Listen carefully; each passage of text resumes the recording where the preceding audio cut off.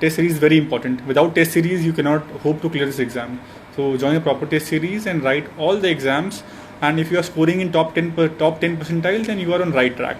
If not, then you need to make improvement.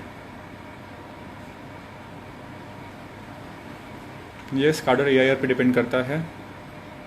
कोई problem नहीं है. ग्रेजुएशन की गैपिंग से कोई समस्या नहीं है, एज लॉन्ग एज आपका जो आप आंसर लिख रहे हैं वो अच्छा है और इंटरव्यू में आप कॉन्फिडेंस के साथ अपने सवालों के आंसर दे रहे हैं. कोई मैटर नहीं करता. Anyone can become IPS. I have seen so many of them become IPS. Just while you are preparing, prepare well. Between studies, I didn't had any routine of exercises. I just used to study and go back. But after clearing the mains exam, I had time for 3 months. So उन 3 महीनों में मैंने gym join किया था, exercise किया interview में proper shape के लिए में आने के लिए. क्योंकि इंटरव्यू में you have to look decent, तो you have to give your best shot for it.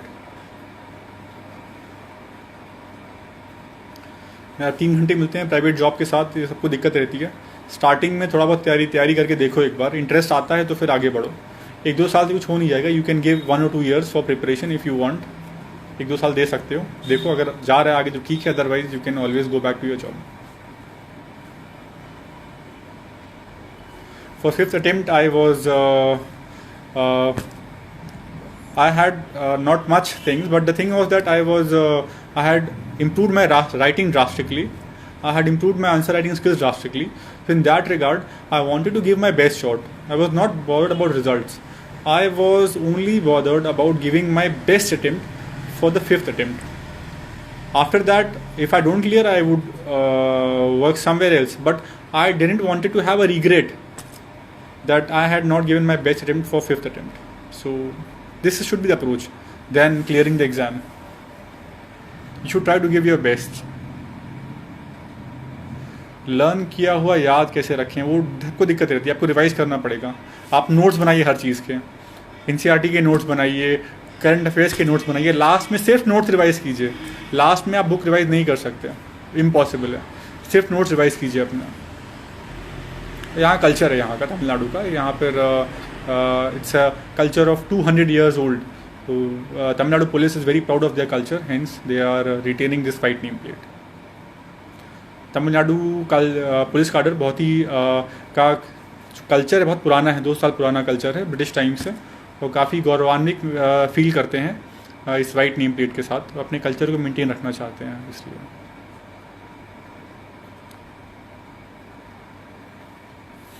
You can get the syllabus of UPSC from internet. आप इंटरनेट पे देख करके अपने जो UPSC का, प्रीलिम्स का और जनरल का, दोनों का सिलेबस देख सकते हैं.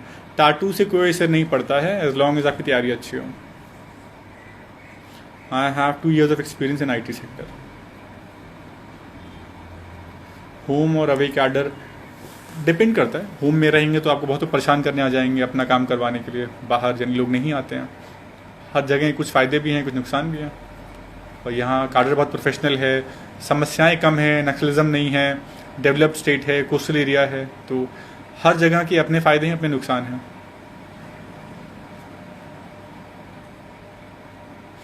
करंट अफेयर्स के नोट्स डेली नहीं, क्वेश्चन वाइज बनाओ, टॉपिक वाइज बनाओ, और डेली बनाओ. हाँ, डेली बनाने पड़ते हैं. इनसाइट्स ऑन इंडिया पे देखो, अखबार से देखो, कोई अच्छी पंचलाइन मिली वो नोट कर लो, एडिटोरियल पढ़ो. अगर IPS नहीं होता तो शायद मैं IT सेक्टर में काम करता, या फिर UPSC कोचिंग ज्वाइन करता मैं, क्योंकि मुझे काफ़ी इंटरेस्ट था उस एरिया में. मैंने 5 साल व्यतीत किए हैं तैयारी के समय पर. तो ज्योग्राफी के लिए पुस्तकें, ज्योग्राफी के लिए 11th-12th की जो 4 NCERT बुक हैं वो थरो कर लो. फिर गोचे लेओंग पढ़ लो फिजिकल ज्योग्राफी के लिए. ये this should be sufficient, more than sufficient.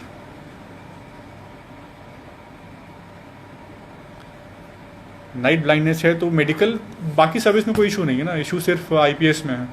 बाकी service you can join with night blindness, कोई इशू नहीं है. Age criteria 32 for general years, general category 35 for OBC. Current affairs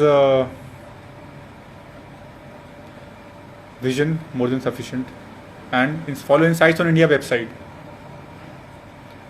coaching starting में कर लो एक बार, you will get the compass. क्या पढ़ना है क्या नहीं पढ़ना. Tips to improve writing skills. Answers frame करो डेली. आंसर्स फ्रेम करो. Introduction, data, pros, cons, conclusion. इस तरह से सोचो 10 मिनट हर क्वेश्चन पे. डेली 15-20 क्वेश्चन फ्रेम करो. took 5 years. I have answered how to develop writing skills.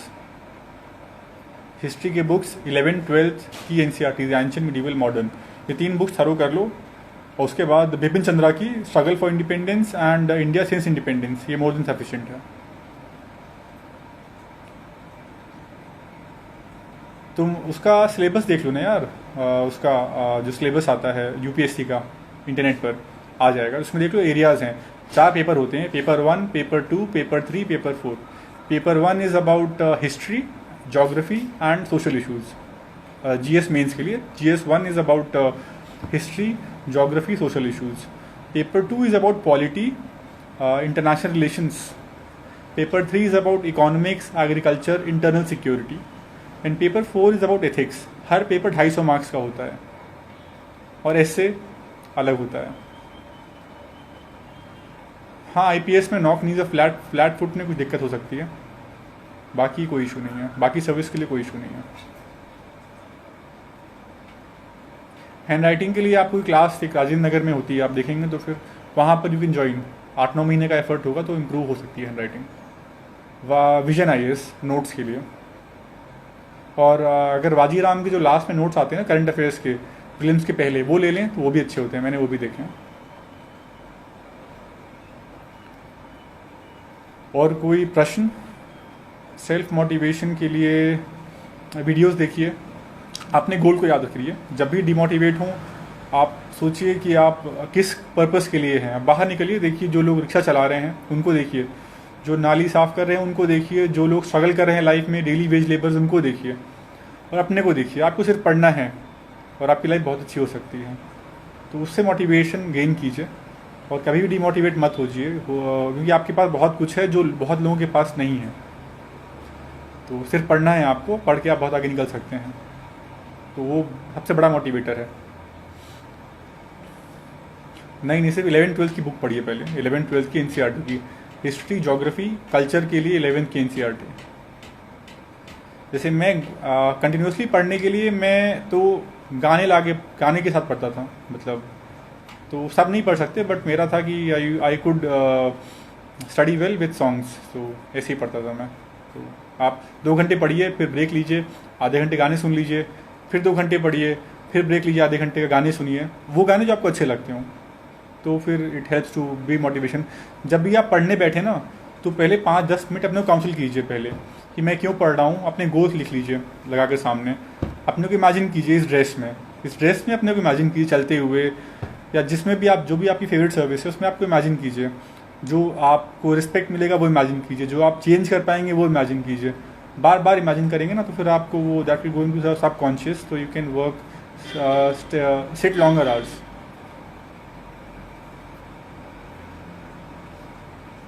Current affairs को एनसीईआरटी से नहीं, एनसीईआरटी अलग है, करंट अफेयर्स अलग है यार.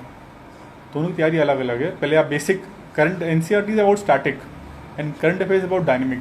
करंट अफेयर्स के लिए आपको नोट्स बनाने पड़ेंगे डेली बेसिस पर. एनसीईआरटी के लिए एक नोट मान लो काफ़ी हो जाएगा. सेल्फ स्टडी ठीक है, बट एक proper online test series join करो और देखो कितनी रैंक आ रही है तुम्हारी. रैंक नहीं आ रही थी तो फिर भागो मत, फिर इंप्रूव करो. रैंक बहुत इंपॉर्टेंट है. रैंक नहीं आ रही अच्छी तो एफर्ट्स करो कि कैसे इंप्रूव करें रैंक अपनी. टॉप 10 परसेंटाइल में होना बहुत ही आवश्यक है किसी भी टेस्ट सीरीज़ के. Clear the exam.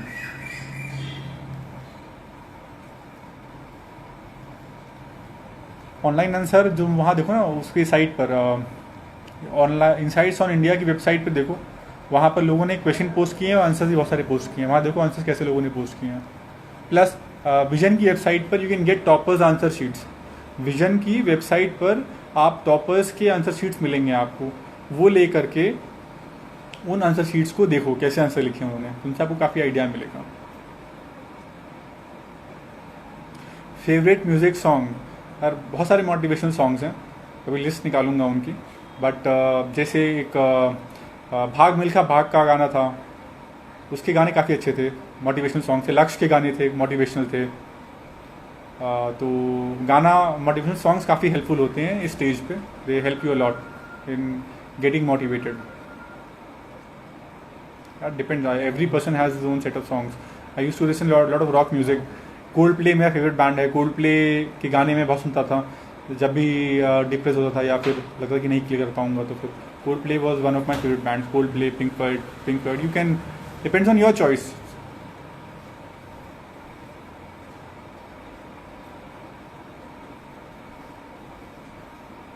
कोई भी song depends on your. Economy समझ नहीं आ रही है यार. बेसिक मैं बोलूँगा कि एक बार क्लास कर लो कोई भी कोचिंग की प्रीलिम्स की क्लास कर लो, क्रैश कोर्स टाइप का. You will get the basic notes. Coaching मैंने एएलएस की थी और लुकमान की थी, दोनों अच्छी लगी मुझे. दोनों ही सही है. प्रीलिम्स के लेवल पर एएलएस अच्छी है, मेंस के लेवल पर लुकमान ज़्यादा अच्छी है.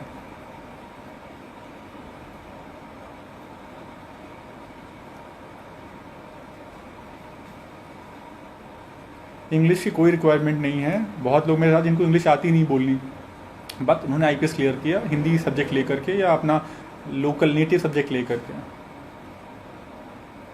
टैटू से कोई असर नहीं पड़ता. टैटू से कोई असर नहीं पड़ता भाई लोगों. आप इतने क्वेश्चन पूछ रहे हो इस विषय में.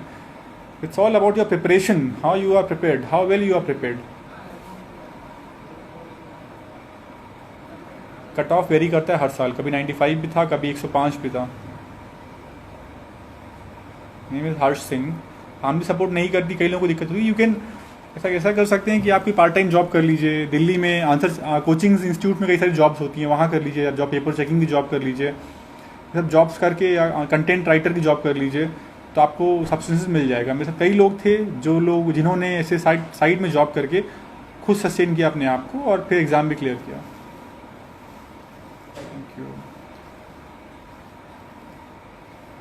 I started preparation at 27 years. I started my UPSC preparation when I was 27 years of age and cleared it when I was 32 years of age. मैं 27 साल की आयु में प्रिपरेशन स्टार्ट किया और I clear it when I was 32 years. So it depends. Any time you can start and you can clear as long as you are focused.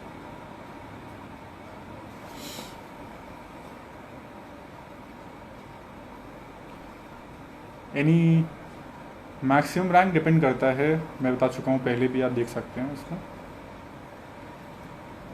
12th पास के बाद coaching join कर लो एक बार दिल्ली में या कहीं पर भी. ऑनलाइन कोचिंग चेन्नई में हो तो शंकर लोकल कोचिंग ज्वाइन कर लो या ऑनलाइन कर लो ज्वाइन कोचिंग. फिर you will get the basic things. After that उसके बाद बस आप एनसीईआरटी पढ़ लीजिए ढंग से. कोचिंग टेस्ट सीरीज ज्वाइन करके टेस्ट सीरीज लगाइए और देखिए कितना स्कोर आ रहा है आपका. नहीं आ रहा अच्छा रैंक तो आप इम्प्रूव कीजिए उसको. कोचिंग इंस्टीट्यूट एएलएस प्रीलिम्स के लिए, लुकमान मेंस के लिए. मैंने 5 अटेम्प्ट में क्लियर किया. 5th अटेम्प्ट में मैंने पहला इंटरव्यू दिया. एक इंटरव्यू दिया मैंने केवल 5th अटेम्प्ट में. उसमें बसी सर का बोर्ड था मेरा. ओके. डीएसपी पोस्ट पे इतना डीएसपी नहीं होता, एएसपी अंडर ट्रेनिंग होता है.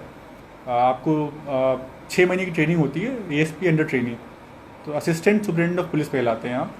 उसके बाद आपको प्रॉपर एडिशनल एसपी बन जाते हैं ट्रेनिंग खत्म होने के बाद, फेज 2 खत्म होने के बाद. पेरेंट्स प्रेशर, मैं तो बाहर रहा था इसीलिए पेरेंट्स प्रेशर रहता है. जो लोग घर में रहेंगे उनको दिक्कत रहेगी. मैं बाहर रहा था घर से दूर, तो इसलिए पेरेंटल प्रेशर उतना नहीं रहा मेरे ऊपर बाहर रहने की वजह से. एग्रीकल्चर बीएससी कोई दिक्कत नहीं है कि एग्रीकल्चर सब्जेक्ट से बहुत लोग क्लियर करते हैं एग्ज़ाम. कई लोगों को जानता हूँ मैं, तो कोई इशू नहीं है. यूपीएससी के पहले बीटेक किया था, एमबीए किया था और कॉर्पोरेट में 2 बार जॉब किया था.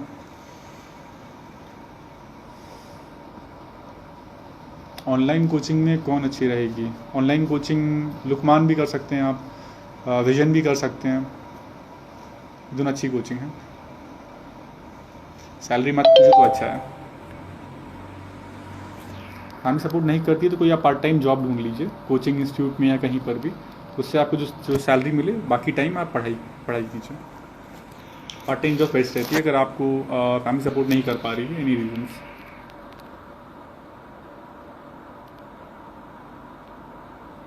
सोसाइटी के नोट्स इंडियन सोसाइटी के लिए मेंस के लिए आपको वही 180 वर्ड्स में आंसर लिखना होता है, 180 वर्ड्स तक मैक्सिमम, 150 से 180 वर्ड, उसके ऊपर एक्सीड नहीं कर सकते। अन अकेडमी का मुझे कोई आइडिया नहीं है, मैंने नहीं किया।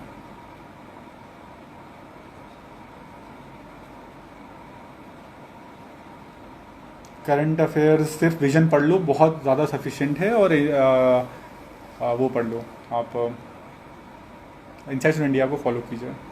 नौकनी से आईपीएस को कुछ असर पड़ सकता है, बाकी सर्विस में कोई दिक्कत नहीं है।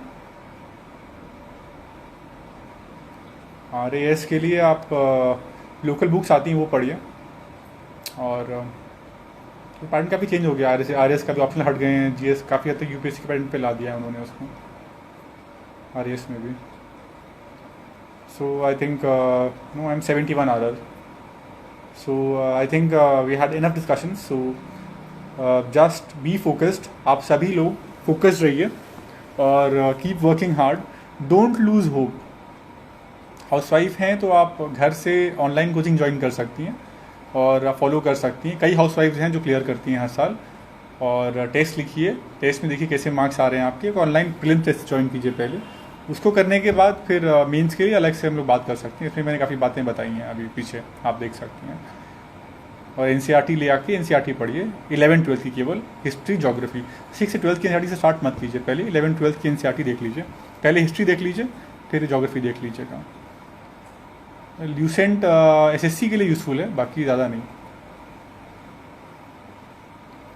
कोचिंग फीस डिपेंड करता है। विजन आप ऑनलाइन सब्सक्राइब कर सकते हैं। Okay, I'll keep on this story. So I think we had enough of discussion. So I would like to conclude this discussion by saying all the best to you. आपको prelims के लिए all the best और बहुत ज़्यादा hard work कीजिए, focus रहिए। जो आपको एक्स्ट्रा टाइम मिला है बिकॉज ऑफ कोरोना, इसको यूज़ कीजिए और फोकस मत हटाइए। अगर आपकी तैयारी अच्छी नहीं है तो ढंग से तैयारी कीजिए, पेपर्स लगाइए, टेस्ट सॉल्व कीजिए। और एनसीईआरटी जो फंडामेंटल्स हैं 11th-12th की, हिस्ट्री ज्योग्राफी कल्चर, रिवाइज कीजिए अच्छी तरह से, तो उससे आपको काफ़ी फ़ायदा होगा। और प्लीज़ डिमोटिवेट मत होइए। डिमोटिवेट होंगे तो आप दूसरे लोगों को देखिए जिन्होंने एग्ज़ाम क्लियर किया है। हम सभी लोग इस फेज से निकले हैं, हम सभी लोग डिप्रेशन से निकले हैं, हम सभी लोग फेलियर से निकले हैं, इवेंचुअली एग्ज़ाम क्लियर किया है। तो आप इसी प्रकार से बी मोटिवेटेड, मिनिमम डेली 8 से 12 घंटे के आसपास पढ़ने का प्रयास कीजिए। और उसके बाद बाकी कुछ भी हमारे हाथ में नहीं है, हमारे हाथ में एफर्ट है। अपने फेलियर्स के लिए अपने को ब्लेम कीजिए, अपनी गलतियां निकालिए, उन पे काम कीजिए, उनको इम्प्रूव कीजिए। देखिए आपका जो रिज़ल्ट है वो इम्प्रूव होगा। मेरा विश्वास है मेरे साथ सही हुआ, आप भी फॉलो करेंगे, आपके साथ भी अच्छा होगा। क्योंकि ये एग्ज़ाम बहुत डिफ़िकल्ट है, टफ है, बट कोई भी चीज़ जिसमें वैल्यू अटैच होती है वो बिना हार्डवर्क के, बिना परिश्रम के, बिना स्ट्रगल के नहीं मिलती है, तभी उसके साथ वैल्यू अटैच है। आसान होगी, सबको मिल जाएगी। तो इसलिए आपको भी प्रूव करना है कि आप इसके वर्थ हैं, तो उसके लिए आप लगे रहिए। कोई भी दिक्कत है आप संपर्क कर सकते हैं मुझसे और भी लोगों से। तो आपको सभी को ऑल द बेस्ट और आप लगे रहिए, निश्चय ही आप सभी सफल होंगे, ये मेरा विश्वास है। Thank you and have a nice day and may all of you clear this exam. Thank you.